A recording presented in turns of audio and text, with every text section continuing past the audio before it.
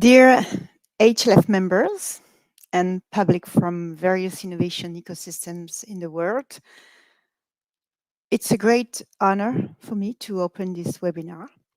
I'm delighted to see that HLF Connect, whose seeds germinated in 2020 with a desire to increase interactions between ecosystems, continues to flourish with this third round in 2022. If you remember, the topic we're discussing today was already discussed at the 2021 HLF Summit. Given the success of this previous workshop, we decided to continue our exploration of the talent issue. This step today is very important towards the November Summit in Tampere, Finland, as it will allow us to establish a first concrete list of concrete initiatives developed by 4 internationally renowned innovation ecosystems. Today, during this briefing, will be presented examples that we wish not only to bring to your attention, but also to challenge and to enrich. I'd like to thank the representatives of the ecosystems who have put together specific elements for this roundtable. I would also like to thank all the contributors who are not here today, but who've also provided useful input.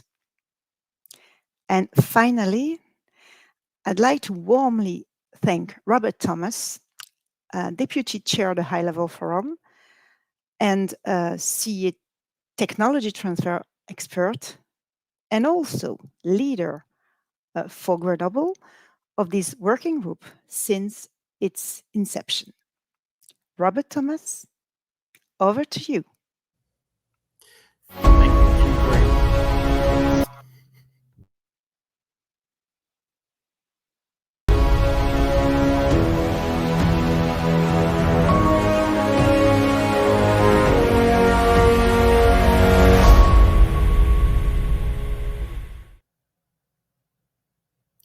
Thank you very much for that introduction, Karen. My name is Robert Thomas, Deputy Chair of the HLF. I'm very pleased to introduce this webinar today and to moderate this session. Before introducing our speakers, I'd like to make a few words of introduction to our group and what we were trying to achieve with this Managing Talent Working Group. So perhaps Emma, if you could share the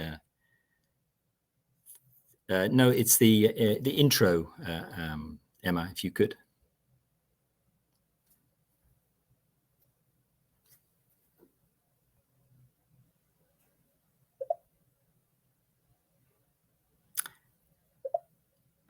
Okay, maybe I'll try and share that.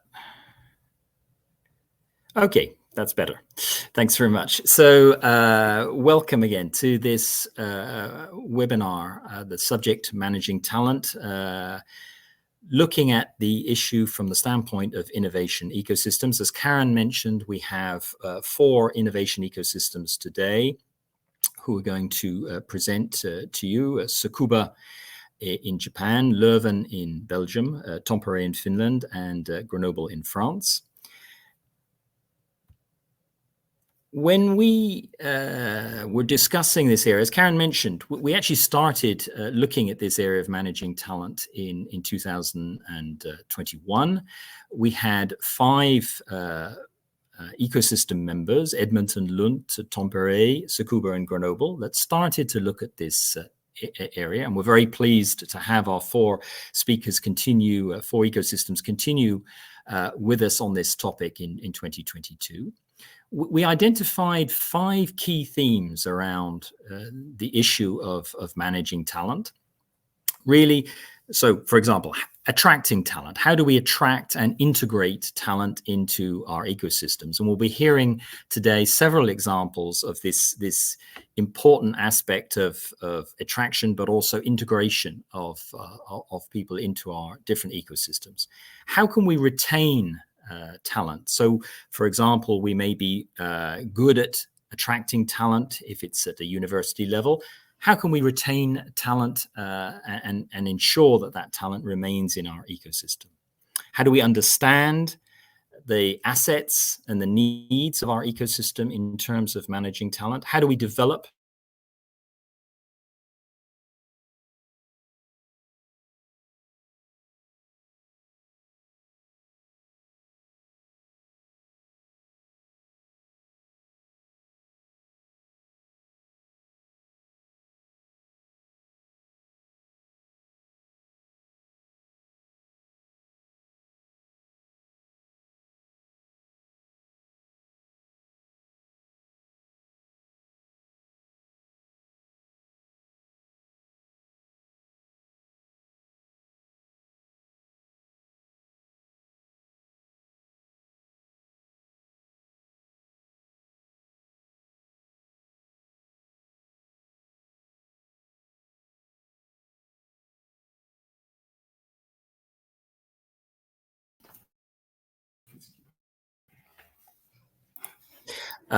sorry, problem with the connection there. I hope you can hear me. So when we were looking at this area, we identified 5 main dynamics.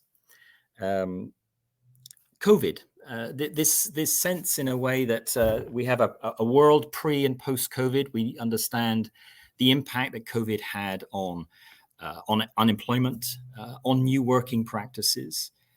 Many of the issues today that we have around the supply chain seem to develop, at least as a result of COVID.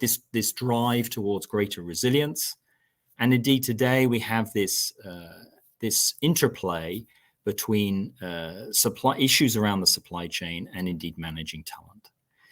Demographics, not a new topic, but something that is increasingly important. We think of countries like Japan, Italy, but as we'll hear today, there are some of our ecosystems are also being impacted by demographics and shrinking labor market participation. We think of the twin transitions. In Europe, often we refer to them as the digital and ecological and energy transition. A lot of new skills and competencies required to accompany these transitions, obviously with impact on how we can develop and manage talent. And finally, the catastrophe, human catastrophe in Ukraine, with dramatic loss of life and displacement.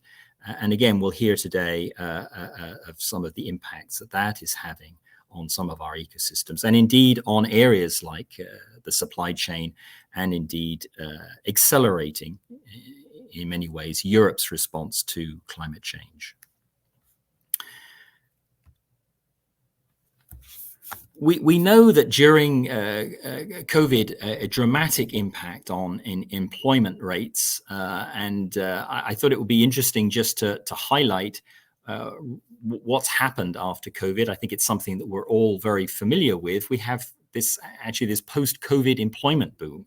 So here we have the US, Japan, and the EU. We see unemployment rates dropping down very close to pre-COVID levels. And indeed in the EU actually dropping below the rate before the COVID pandemic. So these figures attest to what I think we know we experience today, which is a tight labor markets, and indeed a struggle in many cases to manage talent in our ecosystems. A lot of reports at the moment looking at this topic, and one of the report from McKinsey looking at Europe and actually saying by 2030, 40% of Europeans may live in regions with declining labor markets. So again, that brings home this demographic transition that is also impacting our innovation ecosystems. So maybe let's go to our speakers, introduce our speakers now. I'll ask our individual speakers to introduce themselves when they make their presentations. We're going to have a 10-minute presentation for each speaker, followed by some question and answers, 5 minutes of question and answers. So when it comes to that point, do feel free in the chat to add your questions, and then we'll take some of those questions. So we're going to start off. We've got speakers Patricia, schoolmeesters from Leuven, Maggie Kiskinen and Mari Tavern from Tampere in Finland, Yusuki Mori from Tsukuba in Japan, Isabel Schuster and Caroline Bouvard from Grenoble. So I'd like now to invite Patricia Schoolmeesters to present some background and some concrete initiatives from the Leuven ecosystem. Patricia. Good morning, everybody. Thank you, Robert, and thank you, Karin, for having me here on this very interesting international stage. I'm very glad to represent the Leuven ecosystem here. So I'm from the city of Leuven. I'm responsible for economics, but please be sure I represent the whole ecosystem of Leuven. Some of you who attended the high-level fora, they know we call it Leuven Mindgate. This is our ecosystem where the university, the city, and the industry are working together, and other governmental organizations. So Robert asked me a little bit to give an introduction about Leuven. Where is Leuven situated? For the people I see, we have some visitors from Australia. So I can imagine that Leuven is on the other side of the world, and it's a small town. You don't know really where it is, but I can tell you we are living about 25 kilometers from Brussels. The national airport of Brussels is situated at 15 minutes by train from Leuven. The center of Brussels is 25 minutes by train. So I think for you guys on the other side of the world, we are nearly Brussels.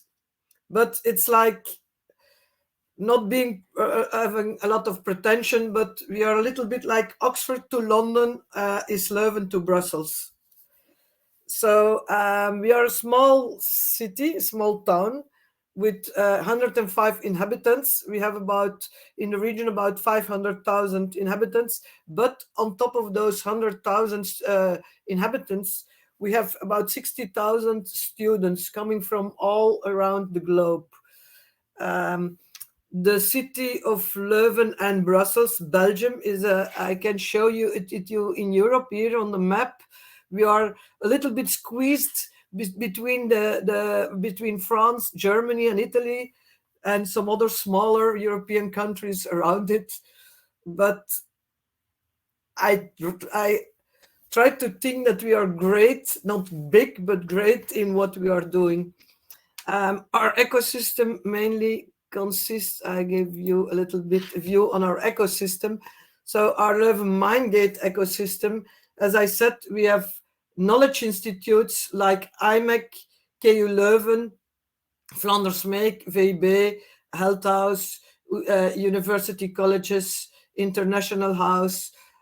These are mostly governmental organizations or knowledge institutions. Here I put some of the companies working in Leuven, a little bit diversity. With some proudness, I can say we won the we are the European Capital of Innovation since 2020. We won that prize.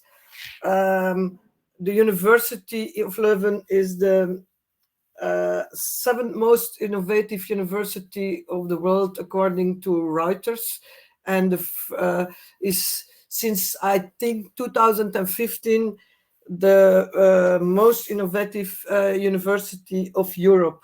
So this, just to mention a little bit about our ecosystem, our main supply we have is talent.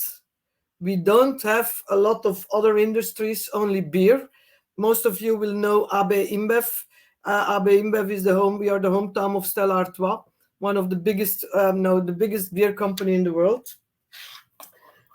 Together with with Heineken from the Netherlands, that these are the two biggest of the world.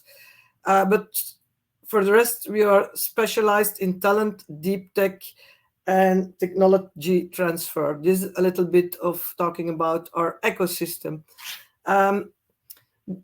Robert asked me to give an example of what we are doing to attract and retain talent. As you see, most of our companies, we have about 175 nationalities working in Leuven.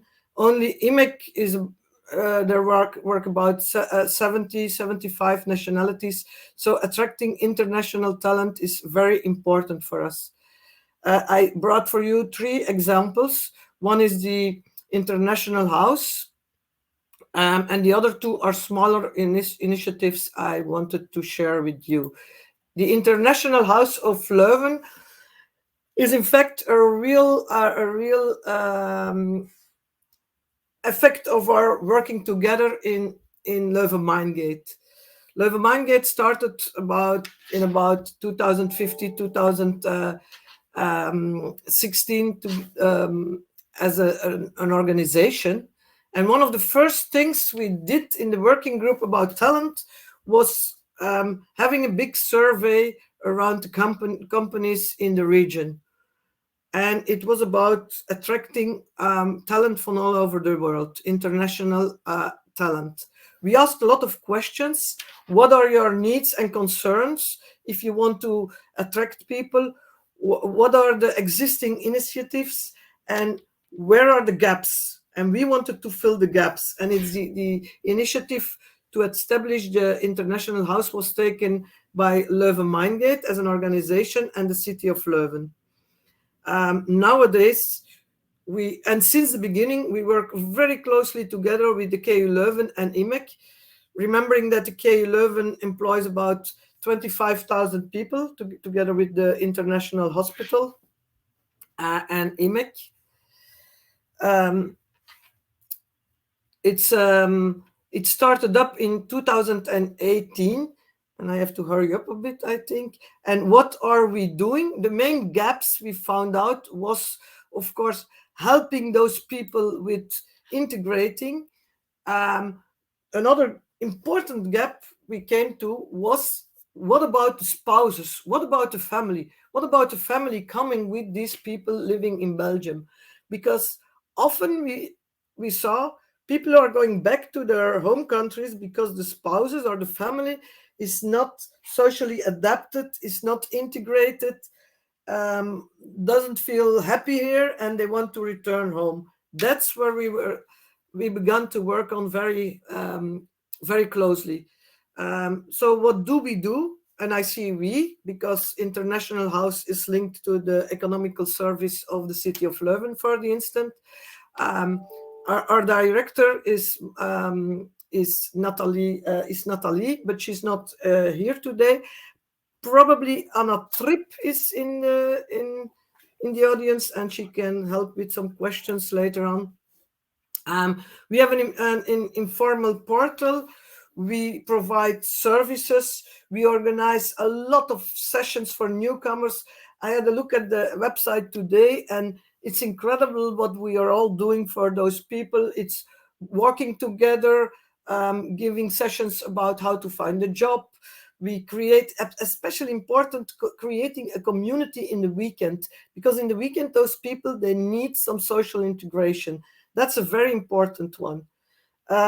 We will we have already created an Agile network, but we will have a formal startup in October 22.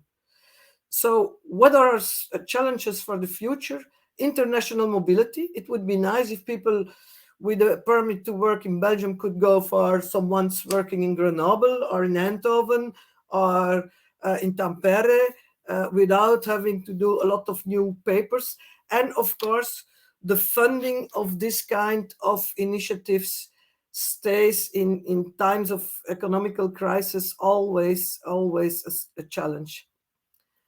I want to use our time to give you two more other initiatives we took, because I listened to Robert in his introduction, and he mentioned also the transition from the digital, the economical, on the economical side, on the Ukrainian crisis.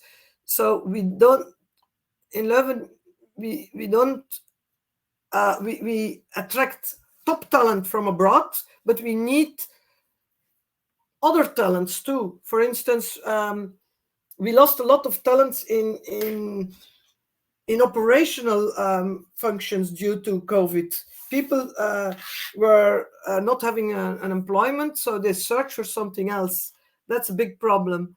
The next initiative I want to show you very briefly is we would like to create new skills by the use of smart solutions. So there we come to the ecological and the digital question about that Robert posed in his introduction. For instance, recycling programs, we have them since years, since as long as I work for the city of Leuven, and that's more than 20 years. But we have an overstock of plastics, and an overstock of textiles. For instance, for the plastics, we have a lot of low-skilled people, newcomers coming from all over the world, but they are low-skilled. So we are searching to skill them for to adapt new jobs. For instance, the recycling of plastics. Therefore, we just invested in a neospectra scanner. That's some kind of machinery which is used to detect different kinds of plastics in our plastic waste. And I can imagine, just as that you all have a lot of plastic waste. So we create new jobs because it's mainly handwork for those low-skilled people. This is even important as creating jobs for the high-skilled people in Leuven, because we want to be an integrated organization. And then I just have one more suggestion, and there I would like to ask your opinion to the public. What do you think about it?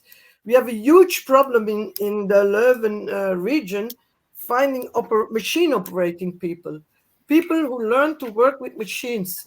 It's very unsexy for young people to learn to work for machinery. It's very difficult to ask to companies to invest in large spaces with machines where people can, where trainees can work on.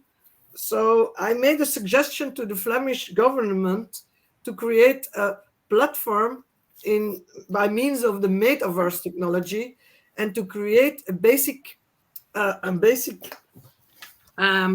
platform where we can make digital twins of those machines where people can work on, and they don't have to come out of their comfort zone. I know, for instance, that some women with another cultural background find it very difficult to learn machinery, operational skills, because they say, oh, there are only men there. I don't feel at ease. So if they can work in a metaverse situation, like a gaming situation, it would be very easy for them to learn new skills. And I think this could be a very interesting place, a virtual place, where companies can invest in their own machinery without having to buy real machines, without having to invest in space, and where people can work whenever they want, on what time they want, and as long as they want. I think my time is... Thank you very much, Patricia. Very interesting initiatives there. I'm sure we'll come back and discuss. I think we've got time for one question to Patricia. Anybody in the chat?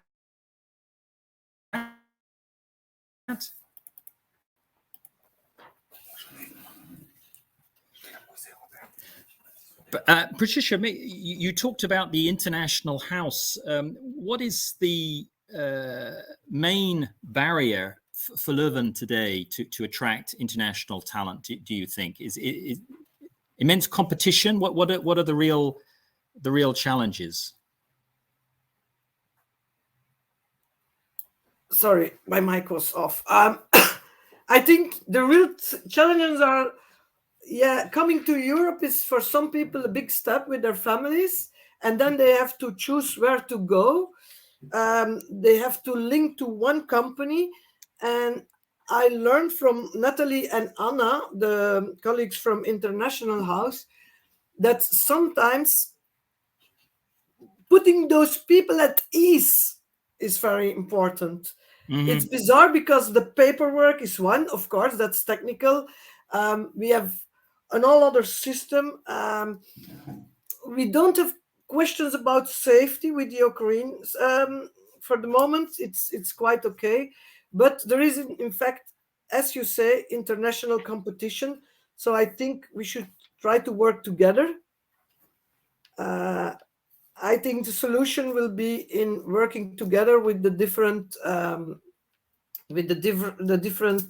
ecosystems, and changing out some people. Giving people means you can work some time in Grenoble, you can work some time in Tampere, you can come to Leuven. We should more work together. I think it will be a win for everyone if we see it together. I think it's an interesting point. We're actually going to come back to this. I know that in the Grenoble presentation, Francine Papillon will be talking about something which actually could address exactly the issue you've mentioned, Patricia. But thank you very much for the time being. And we'll come back to you later for the general discussion. Marie from Tampere, I'd like to welcome you onto the stage to make your presentation.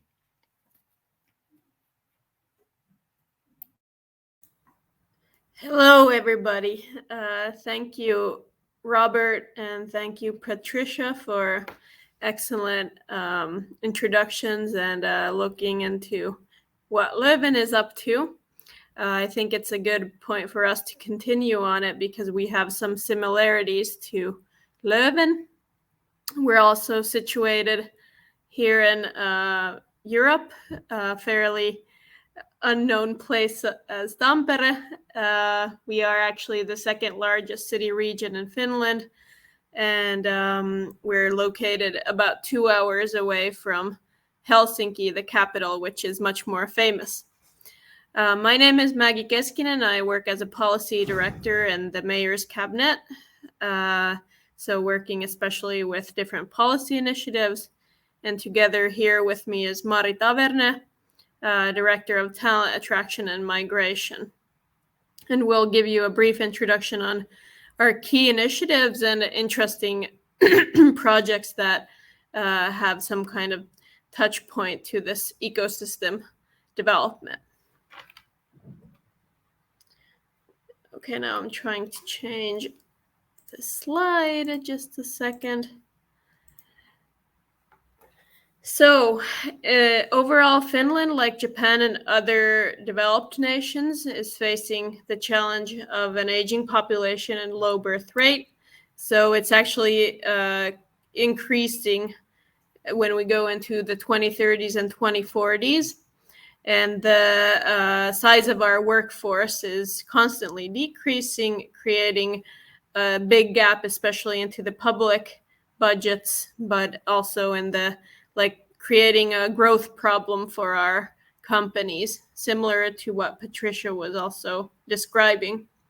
And especially after COVID and this boost in the economy, we're actually facing historically low unemployment rates now. And in many cities in Finland, we have a full employment situation. That's also increasing the competition for the best talent.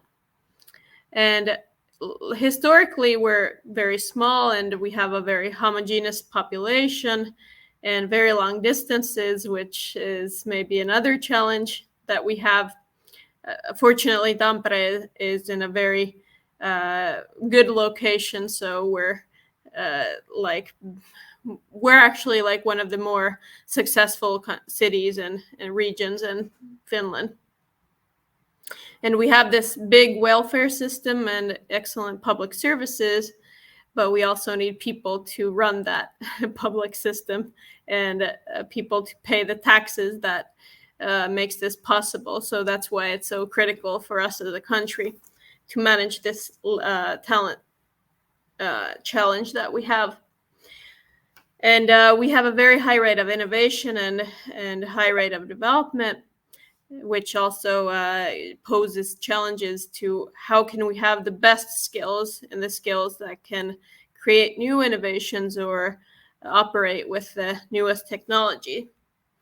And just a quick look into the recent developments. So Russia's attack to the Ukraine has kind of given us even more a challenge now because we have a very long border with Russia, and international talent is quite concerned about the situation. So we have international people whose families are calling them to see if and make sure that they're safe. And even though we are perfectly safe and are actually now going into NATO.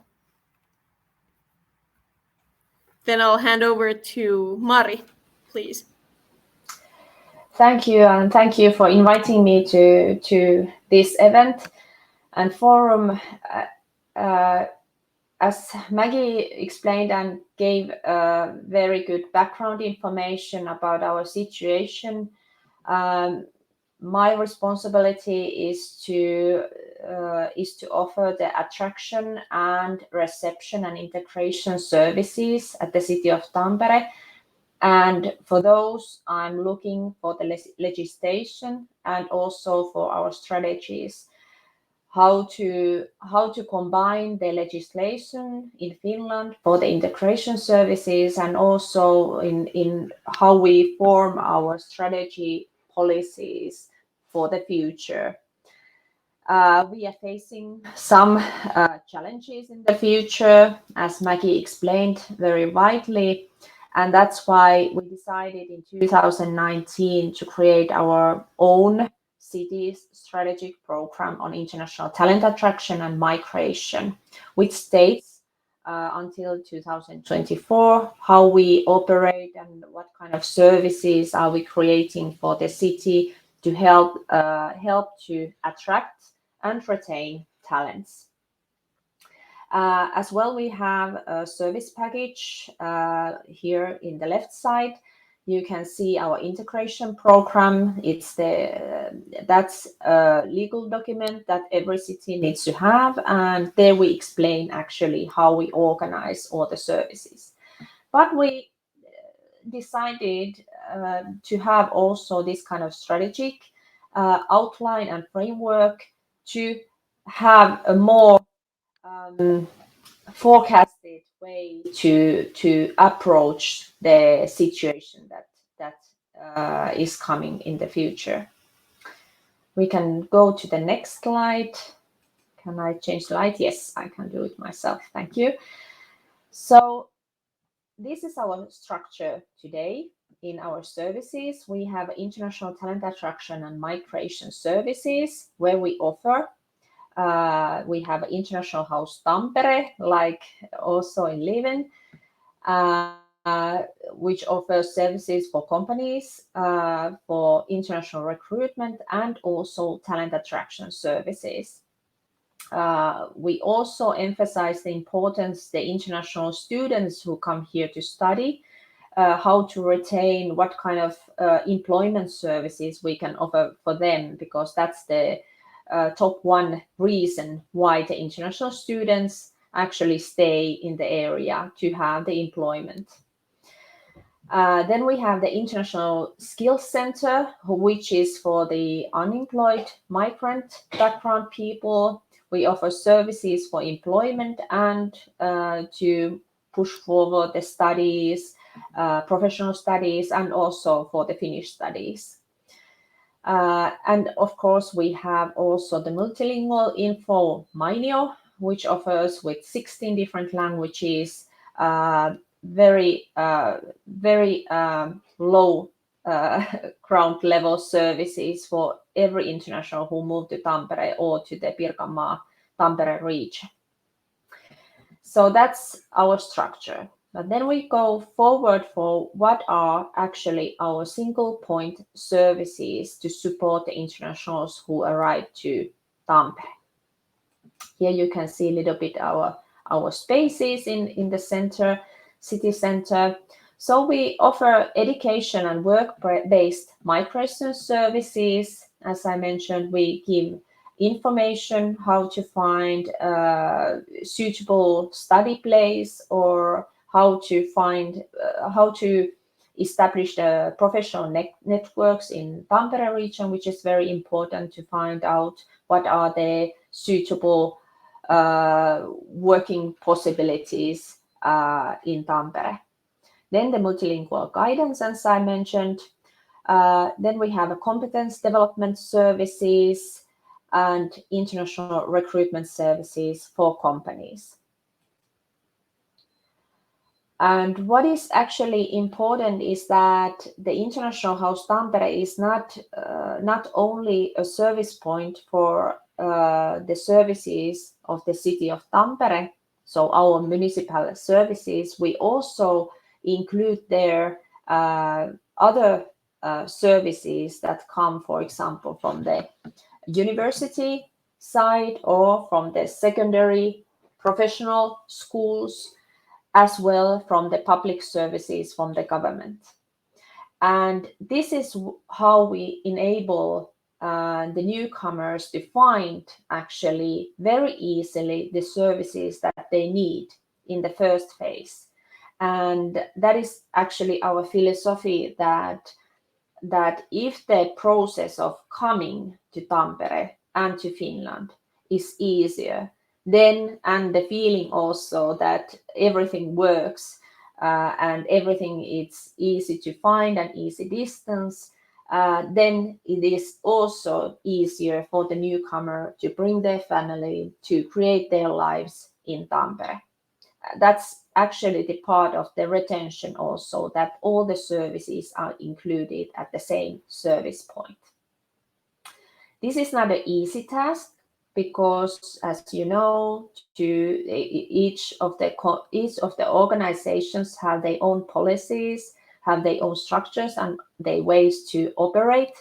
It needs to be facilitated and also directed, and you need to find also different kinds of funding possibilities to enable to have this kind of collaboration with other organizations that are involved with the talent attraction issues. And for the talents, this is very important to have the services at one single structure. We give, as I mentioned, advices for international talents who come to the region. First of all, how to find housing services, of course, the services for the kids, and then the employment and networking services. And this consultation is actually free of charge. So that's quite a big thing, actually, when you think about it, because not in every place where you move, you can find all the services under one roof, and also that the advices and services that we give are free of charge. That I would like to highlight. And then, of course, for the students, when they go to study to our universities, first of all, they concentrate on how to push forward their studies. But what about they staying here? Does the universities offer services to retain these talents? But at the moment, no, not really. That's why we developed a system called Study and Stay model, where, first of all, when the students come to Tampere, they are welcomed, and we give them information about all these integration services and employment services that we offer. And also in this Study and Stay model, they can start their Finnish studies already when they are in school. That wasn't offered beforehand, and that's mostly a key problem when they graduate, that they don't have enough Finnish skills or enough wide networks to move forward to our working life. So the services are offered in English. They can approach us with email or they can call us. And also with our multilingual services, we have 16 different languages also offered, not only in English. And for the employers, so this is the difficult task also in talent attraction. If the companies are not ready to become international also in their working life and also to hire international people, there's a big challenge to do the talent attraction and actually to help the talents that are coming to Tampere to integrate to our working life. That's why we are doing a lot of things with the companies. We offer them, first of all, the services for international recruitment. We explain them which are the possibilities, how you can find internationals already who are staying in Tampere region, or maybe to reach out abroad. We can help find suitable employees and also find the financial support for the first phase of the employment. And we can also inform employers about the current recruitment events and campaigns. For example, when we had Ukrainian refugees coming to Tampere region, we organized 3 different recruitment events for employers who are interested of the Ukrainian background people, and also for the Ukrainians who were looking for jobs. We managed to engage about 50 companies to these events, and about 500 people attended to the events, and we were quite happy of this result. And I think the International House platform was the key thing that actually enabled this to happen. It was very, very easygoing in that way. Mari, if you could wrap up with the rest of your initiatives fairly quickly, please. Thank you. Yes, of course. Maggie, can you continue? Yeah, very quickly. A new project that we have going on that started is called Machinery School 2.0. 2.0 comes from that we have redeveloped this concept again. But basically, this is to address what I think Patricia mentioned, that we need very high-skilled, also blue-collar people, but also people who can work with advanced manufacturing. And actually, like, our normal vocational schools can't really keep up with all the specific needs that the companies have in the heavy industry. So that's why we've created this new continuous education path from school into the workplace, so that they have tailored skills that then meet the needs of the companies. And it's kind of a school without any walls or own infrastructure. So basically, we connect the students with the employers and then work with the network of different education institutions to ensure that they have the skills needed and support the education.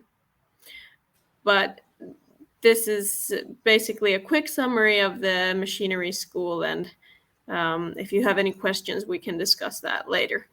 But thank you so much for us. And we still have Mari, if you can just summarize in 2 sentences the last just slide. for you to know, there's a short example of Filipino care assistance, which was done. This project was done in last year, and actually now we are continuing in the survey how the Filipinos who came into Tampere, how they have succeeded in the landing here in our region and with their work and everything. So here's a short example of that project.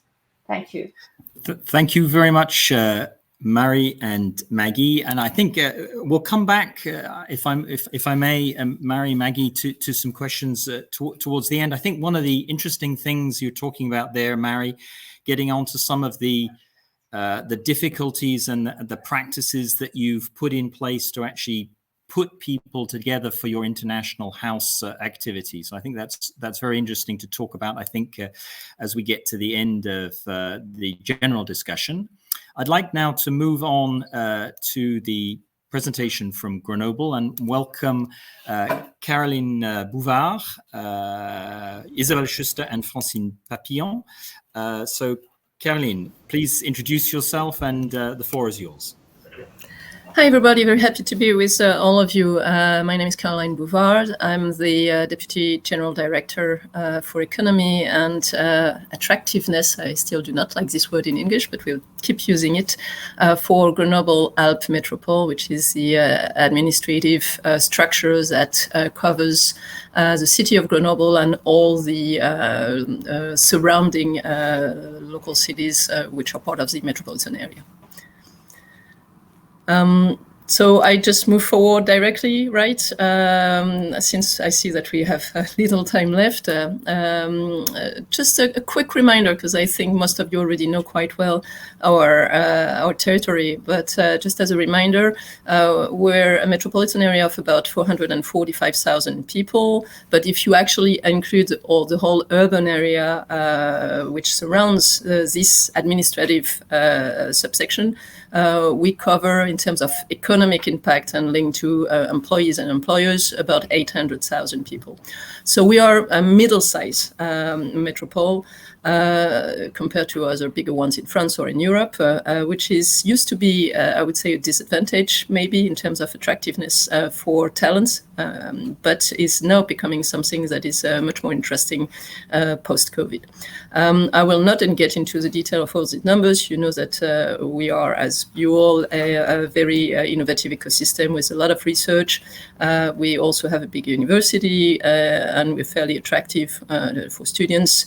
And the last element is that we have important industrial companies which are based in our area and have important needs in terms of recruiting talents these days, which are close to the elements that were presented by Tampere, for example, just before.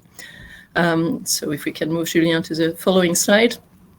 We haven't had that many difficulties so far to attract high caliber students, and high-level employees for our ecosystem. But we're still in pretty high level of competition with Lyon, which is the regional capital in our area and is much bigger than we are. And there are still, as I would assume pretty much everywhere, a certain number of difficulties in attracting and retaining more experienced professionals, especially the ones coming from international backgrounds and who have to move with their families. Because as was mentioned also before, it's more complex for them to settle in a new place. And so you have to figure out ways to make it easier, the easiest possible for them to actually decide to move with their families. But we have a lot of assets in attracting them, even if one of them is both an asset and a difficulty. Especially the first asset, I would say, is the quality of life that we have here and the mountain environment. But it is also a difficulty because it puts us a little further away in terms of transportation than other major cities, which are more accessible for people coming from international background. Although this is relative considering the proximity of the airport. So what do we do to attract and retain talent, especially in the IT field, which is, as you know, one of the main field of activities that we have here in Grenoble? If we can go to the next slide, we'll give you a couple examples. I will present you one, and then Isabelle will move on to specific initiatives, to two other specific initiatives. One thing that we have found out is that we definitely need to work more with the main employers, the main local employers, whether they are actually private companies or public institutions, because we also have very important public institutions which present the same difficulties in terms of attracting talents as some of the big companies. And I'm thinking, for example, about the local university hospital, which is a main employer with a university locally, with more than 11,000 employees, and obviously is in competition with local high-level hospitals and university hospitals in attracting medical doctors and other medical employees. So to work on this subject and try to identify the way we can support these employers in the best way, we actually use a tool which is called the Local Economic Pledge. That has a wider purpose and the specific objective of attracting talents, but has set this objective as one of its main purposes. And that brings together 26 of the main employers of our territory to actually set up operations, actions that will, amongst other things, support the attractivity of talents. So what is this pledge? As you see in the slide, it's positioned as an inclusive and committed approach of ecological, energy, digital, and social transitions to reinforce local economic resilience and attractiveness. The 26 partners define together 8 ambitions with more than 20 collective actions and also 150 individual actions that each of them is carrying. And they all have a roadmap, which is a little visual that you can see. It's usually 2 pages, about 10 to 15 actions, collective or individual, that they sign up to carry out on a yearly basis. If we can get to the next slide. The ambitions, as I said, are not only about attracting talents. I've put them up here so you can read them, so you can see that there are things about environmental impacts, there are things about developing local purchases with local partners, developing partnership, developing actions around research and development. But Ambition 6 is specifically about how we can contribute together to develop and retain skills locally and better match job offers and available skills. And this is one of the ambitions that collects the most actions, including collective actions. One of them is going to be presented to you by Isabel just after, which is Job Bridge, and you will get to know what it is. But we also have built with these actors a collective career and training observatory, which allows us to capture the element of information of the needs of the territory in terms of job development and how trainings must be adapted according to the needs of the employers. We also have in next week our first Career and Trainings Forum, which was an event that was missing locally, that doesn't have the international aspect in it so far, but probably will include this at some point. We have initiatives on how to make some jobs more attractive to people. And as part of all this, good deal of these actions are targeted toward local inhabitants and how we can employ them, lead them to these jobs. But also we have several actions which are on the aspect of attracting international talents, especially with a program supporting employers in branding themselves towards these profiles. So this is something that allows us once more to have a capacity to be more efficient in terms of identifying which types of profiles are needed locally. It also gives us opportunities to bring together employers which need different types of profile to work, especially on how the husband or the wife of the person they're targeting can also find a position in Grenoble when they start considering moving in. And we also have work that is going on which is very close to what Tempere was describing in terms of how can we support them to actually settle down in terms of all the administrative and housing issues that are necessary for a good condition in terms of moving towards our territory. This is what I could tell you about this initiative of the local economic pledge, and I will, I guess, let Isabel move on to give you more specific information about the Job Bridge initiative. Thank you, Caroline. I hope you hear me well. So, as announced, I will. That's fine. Okay. I will give you some words about an initiative called Job Bridge. And the Job Bridge has been designed very simply, directly by the background. On one side, a rising population of pre-qualified students, pre-qualified because they were recruited by many large companies in an apprenticeship program, but was not offered at the end of the training period with unemployment. And on the other side, smaller companies and startups in the ecosystem of these big companies, suppliers, partners, subcontractors, who are looking for young talents, but with low resource to qualify and recruit people. And so the idea was to bring them together and to make them meet and know each other. At the beginning of this initiative, two different initiatives from two companies, big companies, ST Microelectronics and EDF Hydro. And in 2019, they decided to join their efforts and to contact first local and institutional partners dedicated to job insertion and local economical development in order to enlarge the initiative to other companies. And today, Job Bridge serves a community of 50 local recruiters and up to 150 students each year.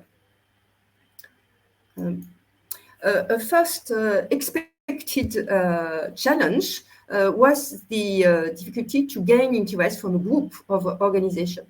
But at the end, it was not so difficult to overcome this challenge, thanks to the choice, early adoption of the right organizational structure. It was very important. And at the end, the key challenge remains that an imbalance between supply and demand by field of interest. And you can see top right in the field of microelectronics, maintenance industry, and IT and data sciences, that the job offering by companies is much higher than the number of available students. However, when we come back to the initial objectives, to accompany students until the job insertion and to help companies recruit people, the feedback is very positive. Of course, since starting in 2019, with the edition 2020 and 2021 highly disturbed by the pandemic, it's very difficult to elaborate tracking records. But first initiative showed that around 10% of students have concluded a contract with recruiters in the first 3 months after the event. Maybe it seems low, probably underestimate, but at the end, what we learned is that first, it is not enough to bring people together, and that the deficit is not on the industrial demand. At the end, one satisfying learning is that it works. That such collective action, gathering large industrial company, public authorities, apprenticeship students, and SMEs, does work. It's not nothing. But at the end, this key issue remains, that the mismatch of supply and demand. Inducing some ideas for the evolution of the initiative, maybe focus more on critical fields and increasing thus the pre-qualification, but also adding an external talent attraction component from elsewhere in France, in Europe, and worldwide. So it's a short presentation, and you will have the slides to go deeper. And now I'll leave the floor to Francine for another initiative of the Grenoble ecosystem. Thank you, Isabelle. Thank you, everyone. My name is Francine Papillon. I'm in charge of the coordination of the GIANT programs. So I will present a modest action and initiatives that was put together back in 2010. This is called the GIANT International Internship Program. So it's basically a turnkey program for a non-European student selected by their own institution to gain first-hand experience in scientific research and innovation in Grenoble. So it combines a 3 to 6 months placement in the laboratory of the GIANT campus or in a company. But it provides also tailored welcome services that was already mentioned by previous speakers, such as housing and administrative assistance. And we offer also scientific and cultural programs along all the internship. So the objectives were very clear at the beginning, was to attract international talents for a unique research and life experience at the GIANT campus. But of course, also to reinforce or create new international collaboration between labs and develop strategic partnerships through joint funding projects at the end. That's the ultimate goal, I would say. So the key point for success of this initiative is that we offer the student to be immersed and to access to state-of-the-art facilities on the GIANT campus, especially on facilities that are not necessarily open to non-European students. We have a large proximity with partnered universities. So because the university are selecting their own students, we create better links together. And we offer also a personalized service to welcome students, but it's not limited to the student. It's limited also to their own family. Some students or postdoc, for example, fellows, can bring their family. So we have set along this the GIANT International Internship Program another welcome services that actually was conceived by two women and back in 2009, and they created their own startup. So we are usually using their services. Next slide, please. Thank you. So the challenges and barrier in developing the program was really to gather together isolated initiatives and make one single program supported by all GIANT programs. A lot of pre-existing or existing collaboration were, of course, running or were going on, but the idea was really to capitalize, in one big program to help manage the whole mobility. And so the second challenge was to articulate the GIANT partners' administration offices, of course, and also to convince the researchers that the GIP will facilitate the mobility for them. So our saying is basically take care of the research and we do the rest. Okay. So the impact of this program, again, it's modest. But since 2011, we hosted more than 300 students, meaning that those students are spending, as I said, from 3 to 6 months in Grenoble. So they live in Grenoble, they eat in Grenoble, they work in Grenoble. And I think we make them ambassador of Grenoble or even of France or even from Europe, because from Europe, they visit all capitals of Europe. And so they really become ambassadors of of the area. And over those students, basically, we have 10% of students who have returned as interns or PhD or postdocs fellow. This program involves also more than 60 researchers per year, and including international professors, and about 10 professors from international universities are visiting us as visiting professor or for short-term visit. We also have a lot of publication going out of this program. We have basically partners with about 20 universities around the world. And one of our very big output was to even share co-funding research and education partnerships. So this is a real success for us.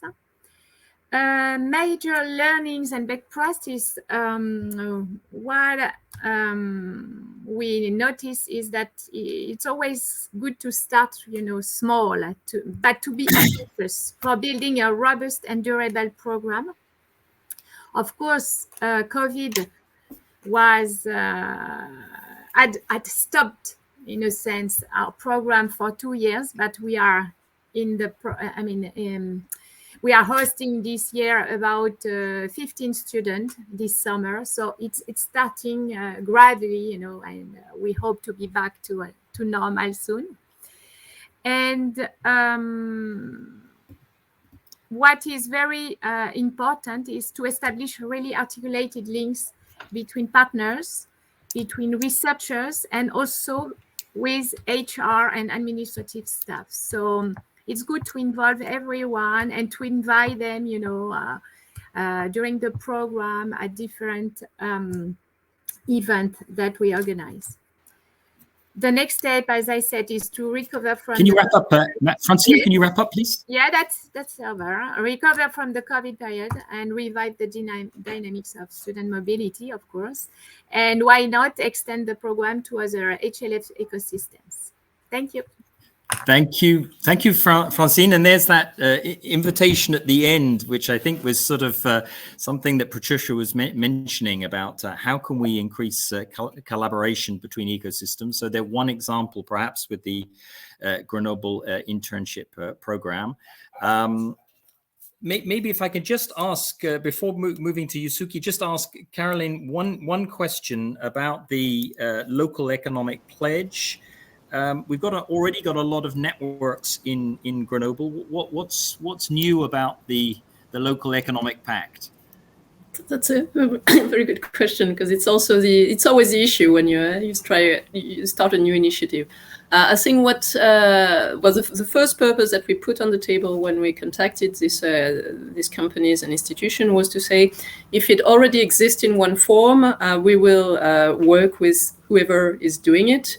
And what we want to do is make sure that using the networks that you're building, we can expand actions that were already there, if they were already there, and we can create new ones where we see that something is missing. So what it brings to the table compared to some of the networks, especially, for example, networks related to a specific sector of activity or animated by, for example, by the competitive clusters, was really to bring together actors, which common element was that they were the biggest employers locally, but who were coming from very, very diverse sectors. So we have both public institutions, we have companies coming from obviously the microelectronics sector, but also from the health sector, from more traditional industries, from chemical industries, from services to companies. So it's fairly diverse, and their main common purpose is that as big employers who have a strong impact on the local economy, they are looking for how to become a positive impact companies, positive impact institution on our territory. And once more, using everything that already exists and networking with all the networks that were already there. Okay. Thank you very much, Caroline. And I think we're going to hear from Yusuke Mori. I'd like to invite onto stage now, and some other initiatives that also bring together the public and the private sector, and to really develop some critical mass. So Yusuke Mori, very welcome to you, and the floor is yours. Thank you, Robert and Karen, for inviting me to this important meeting. My name is Yusuke Mori. I'm a Director General of the City of Tsukuba, Japan. I'd like to introduce our two initiatives to develop human resources and to retain talents in Tsukuba, and one initiative to attract international talent to Tsukuba. First of all, let me quickly introduce outline of Tsukuba City. Tsukuba City has continued to develop since Tsukuba Science City Construction Plan, which was approved by the Japanese government in 1963. Today, the city has a population of 250,000, and 10,000 are foreign nationals. That makes the city a highly diversified area. Also, the city is home to 150 research institutes, and 20,000 people are engaged in a wide range of research and development activities. It has excellent access to Tokyo, and thanks to being close to Japan's largest airport, Narita, it is easily accessed from overseas.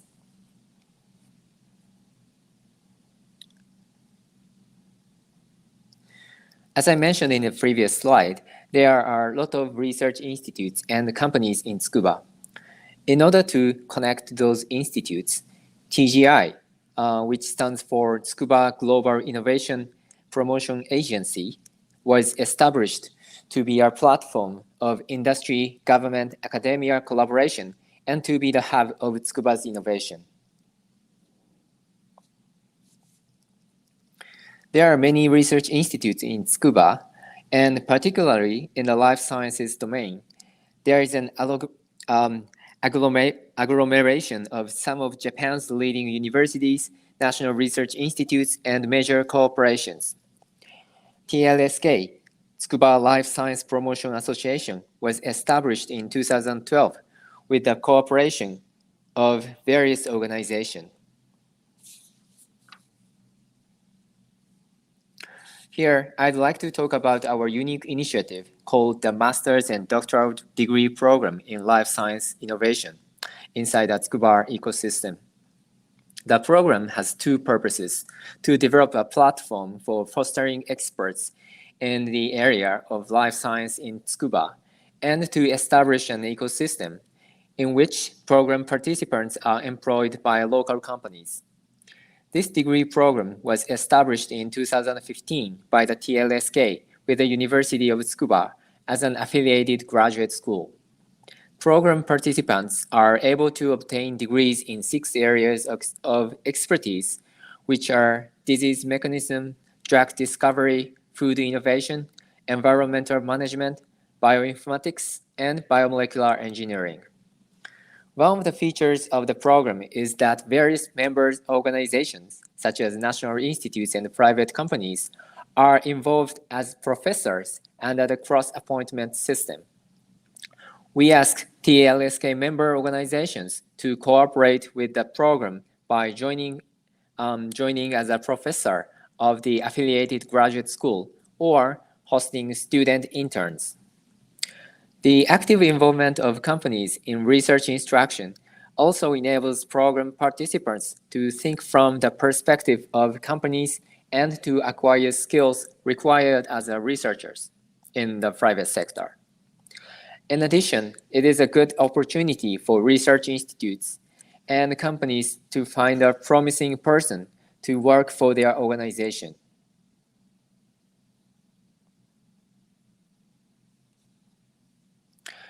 Some of the achievements of this program are that 37 people obtained a doctoral degree in the last 7 years, of which 7 were researchers from local private sectors. The increase in the number of PhD holders in local private sectors contributed to improve the level of local researchers. The number of faculty members of the affiliated graduate school from local research institutes and private company is 48. There are 5 member organizations which host students interns. So far, there are several students who have taken this program and have found employment in local research institutes or private companies. So this program is a valuable opportunity for recruitment activities by local research institutes and private companies, we believe. And we believe again that an ecosystem for graduates to find employment in local research institutes and private companies is being established. As a next step, we are considering to inform local startups engaged in life science of the program in order to increase the number of TLSK member organizations. With the increase in the number of member organizations, the number of professors of the affiliated graduate school and students intern hosts are also expected to increase, which as a result, we hope will bring more people with practical skills in a wider range of fields, and that they will play active roles in scuba.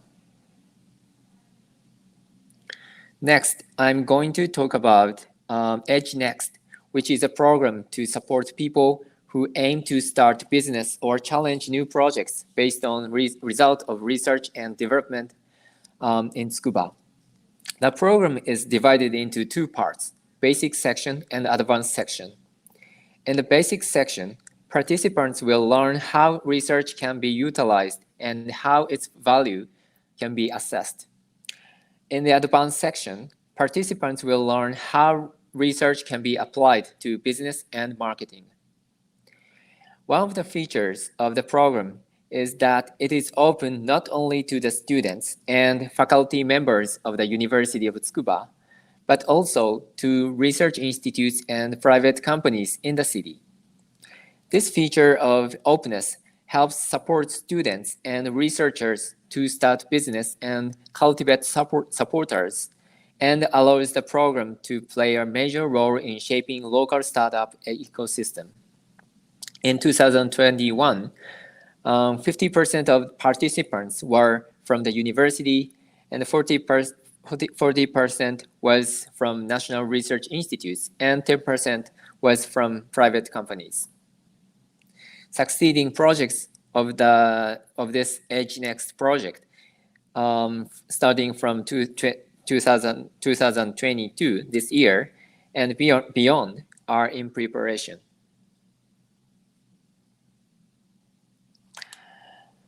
Lastly, I'd like to introduce the International House in Tsukuba. Because world-leading research institutes are concentrated in Tsukuba City, a lot of researchers and students from overseas are living in the city. There are approximately 10,000 foreign nationals from 135 countries, representing some 4% of the city's total population. Compared to the figure of 2.3 for nationwide percentage of foreign nationals, I think it's quite small number comparing to European countries. But the proportion of foreign nationals in Tsukuba City is considerably high. As part of initiatives to promote international joint research and human resource exchanges amongst research institutes in Tsukuba, the Japan Science and Technology Agency, JST, established housing facilities for foreign nationals called Ninomiya House. The Ninomiya House is spacious, fully furnished, and equipped with necessary items for daily living. It has played a very important role as housing facilities for foreign researchers and trainees who work for research institutes in Tsukuba for a long time of period. The house has been highly appreciated by foreign researchers. Some of the positive comments we have received say that the house is convenient because it comes with pre-equipped furniture. By the way, the furnished room is very uncommon in Japan, and you rarely find it in the rent market in Japan. There are gym and library inside the house.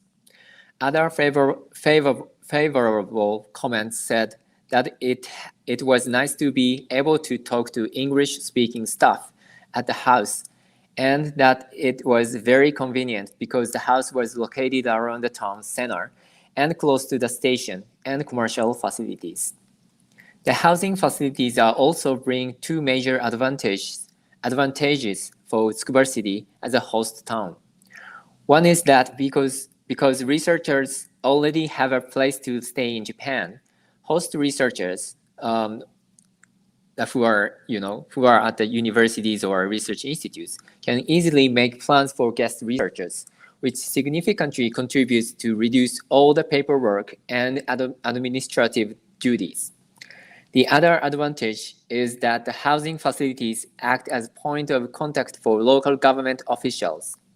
For example, they could swiftly communicate important information such as precautions related to COVID-19 and disaster alert to foreign researchers through the facilities.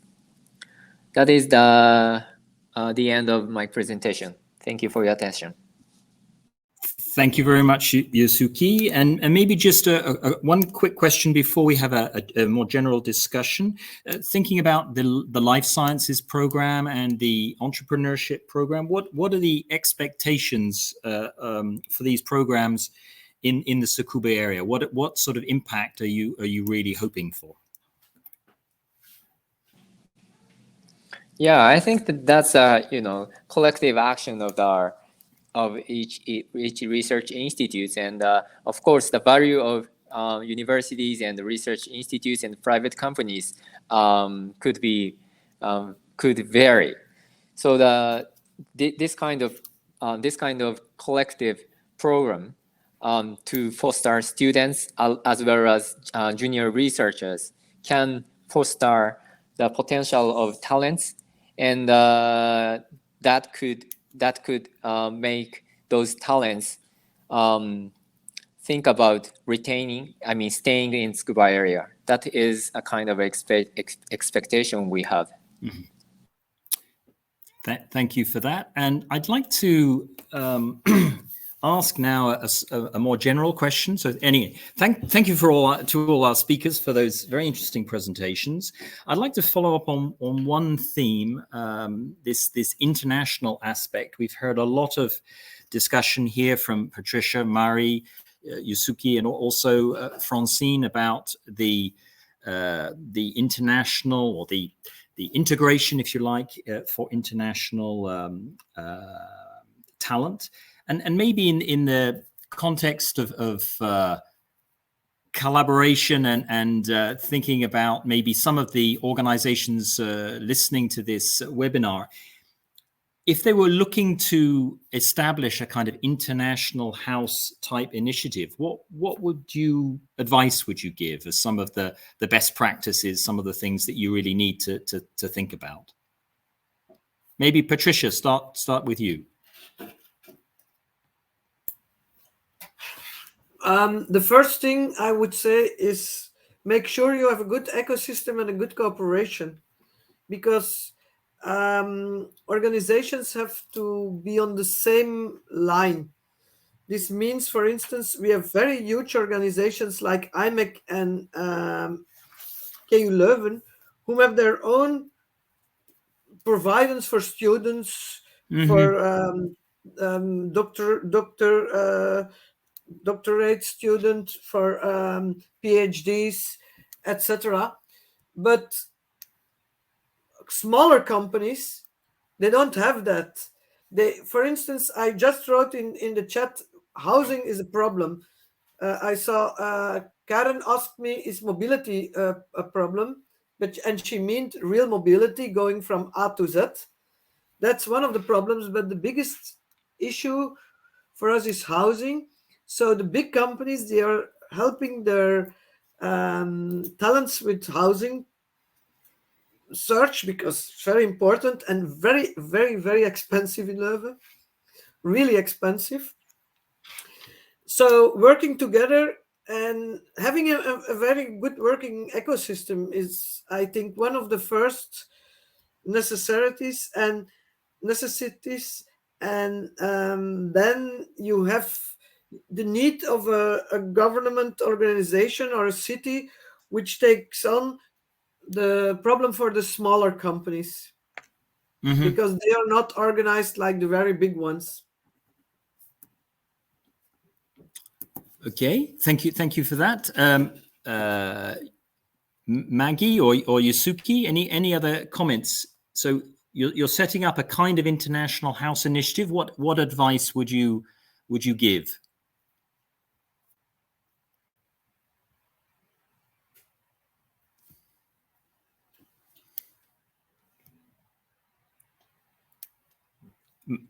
Mari, Yes. Same question to you, because I think you started talking about this in some of your slides, some of the barriers perhaps to setting up international house activities in the Tampere region that you've had to address. Well, your question is quite interesting. I think the most importantly is the ecosystem facilitation, so that there needs to be a coordinator, like a city or a very important actor in this international house initiative. And it needs to have this kind of main stakeholder who creates the strategic framework and also continuously facilitates the ecosystem to participate on the actions. I think that's the most important thing. And as we did in Tampere region, is like we started to facilitate the ecosystem long before we had the physical international house establishment. Like 10 years ago, we already had different kinds of projects to facilitate the ecosystem and create this kind of virtual one-stop shop kind of thing. Okay, thank you for that. So it sounds as if sort of having everything almost in one place is at least one. There are obviously a lot of initiatives that are perhaps disparate initiatives, perhaps difficult for people to necessarily kind of get their heads around it. So it's useful to have things in one place. Francine, any? Yes, thank you, Robert. Yes, in fact, it was the challenge for us to gather, as I said, one initiative in once. The difficulty also is that maybe the communication, because depending from where, you arrive on the city, I mean, for work or for settling, the communication is important. We have several channels of communication, and sometimes it's hard to figure out where I should ask, to get the right information. And so this is also very important. And at the level of Grenoble, there is a new platform for international initiatives that was put in place by the Metropolitan. And I think it's nice because it allows at least people involved in all type of international actions to get connected and to share about their own initiatives. So this is a very nice program, I would say, these platforms. So, and again, it gives, this local point or local entry to Grenoble. Maybe that's something. Thank you for that, Francine. So before we're going to have to wrap up very shortly. Before we do so, I'd like to play you a short video. In fact, I play it for everybody, and this relates to where we hope we're going to see you all in November. So, Julia, play the video, please. Tampere is a perfect innovation ecosystem as we define it within the high-level forum community. It's a very dynamic region surrounding a very dynamic city where you can find all the key ingredients of innovative actors that compose a very strong innovation ecosystem based on a triple helix model. HLF is a great opportunity to co-learn with the best innovators in the world, with the best co-organizational setups in research, education, in business. And here in Tampere we have a nice setup of small companies, startups, large industries, research and educational institutes who work together very closely. And we have the history of 240 years of growth. So this is a good example of innovation in a way. So we would like to offer the world to see what is a way to build a resilient society.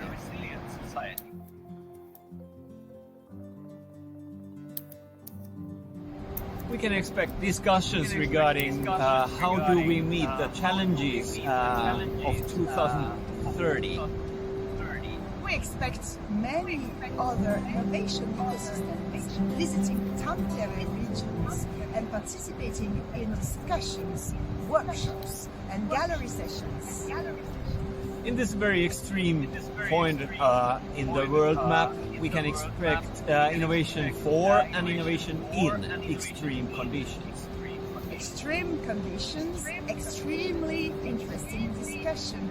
Everything here will be extreme. Innovation culture that is related to personal connections, not too much in governance structures.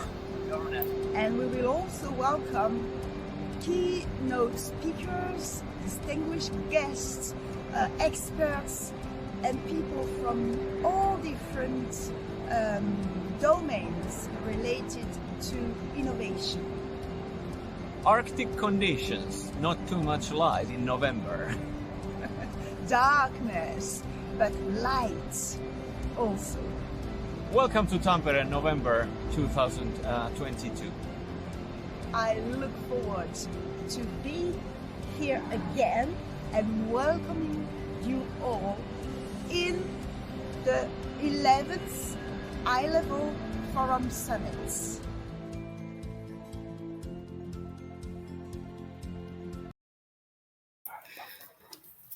So indeed, book your tickets, book your flights. We really look forward to seeing you there in Tampere in November. Unfortunately, I need to bring this webinar to a close. I'd very much like to thank all of our speakers, Patricia Schulmeisters from Leuven, Maggie Keskinen and Mary Taverne from Tampere, Yusuke Mori from Tsukuba, and all of his colleagues who have helped in our working group sessions together. Caroline Bouvard, Isabelle Schuster, and Francine Papillon from Grenoble. Just a couple of reminders.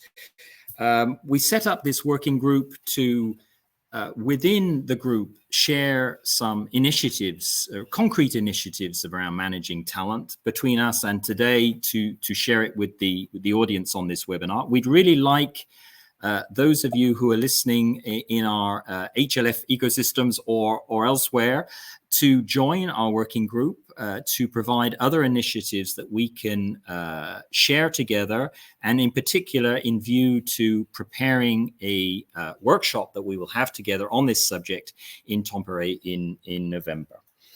A second reminder that we have a second HLF Connect briefing on in a week's time, June 21st at 3 p.m.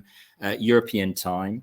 It's being moderated by my great friend and a great HLF participant, Richard Dasher from Stanford, and it's entitled International Collaborations to Achieve Green Goals in Supply Chains. So we look forward to seeing you for that webinar. And in the meantime, have a good day, and thank you again to all of our speakers.